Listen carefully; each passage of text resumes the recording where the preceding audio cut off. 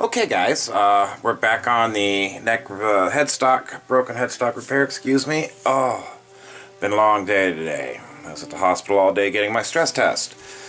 I gotta have double hip replacement. Fun. So we're back on the Ventura. I'll give you a good close-up of what we have done, and then we're going to find a bridge to properly fit in the saddle.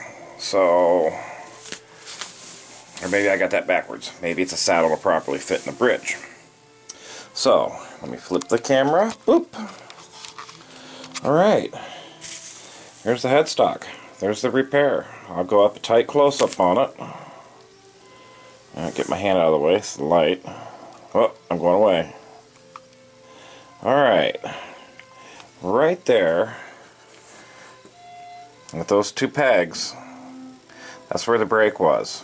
Just below that. It did not go through the holes on the peg holes.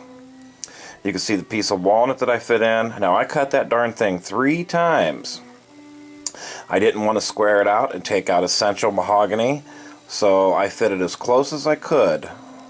And then there's the piece of ebony that was put in to cover up where all the wood chips were missing. Now that one I did square out a little bit, but you can see like right here there's a little and it bobbles in, and then the same thing over here, and that was to protect the integrity of the mahogany around the peg holes. Turn it this way, you can see right there at the ebony where a small piece, now these aren't really inlays, these are overlays. So they cut the pieces, make them look real pretty, and lacquer them in. A lot of people believe those are inlays. That is an inlay, where they actually cut the wood to the shape, cut the piece to the shape, and lay it in. And a lot of these inlays are standard, and then they actually have a stamp that burns it in or cuts it in with a little mill. Very, very seldom are these things hand carved anymore, and they're difficult to do. And I can see that you could imagine that putting that piece of walnut in there, even though it doesn't fit perfect, from 5 feet away you can barely see it. So I'm going to back this off some. That's the repair on the front. She's all lacquered up now. I used DEFT Lacquer repair. And then here is the crack on the neck, on the back of it. Now you can see from 18 inches away you can barely see it. Now I'm going to zoom up on it. Wrong way. There we go. Come on, focus. Yeah, it's a little bit too close, it won't focus. Alright, there we go. Now, well, you see lens flare there.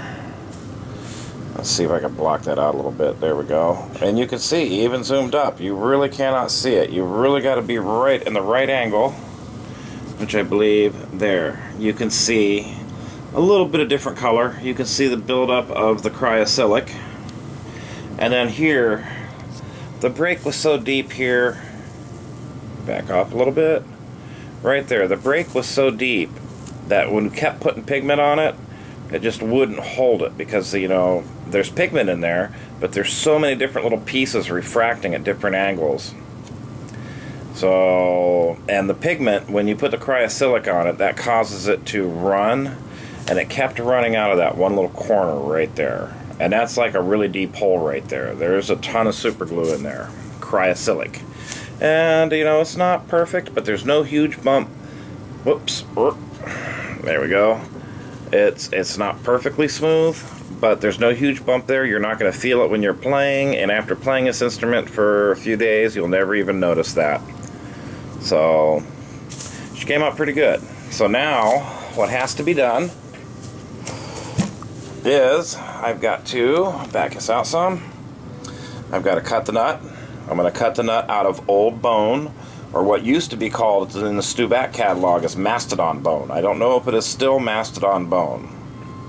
I know we have mastodon ivory, but that is for very expensive violins, so we're not going to use the mastodon ivory.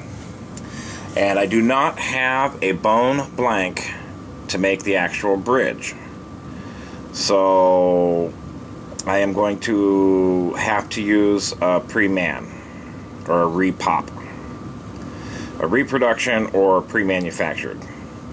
So I'll pause you guys, get back to you in a few minutes and show you what I get done. Many blessings.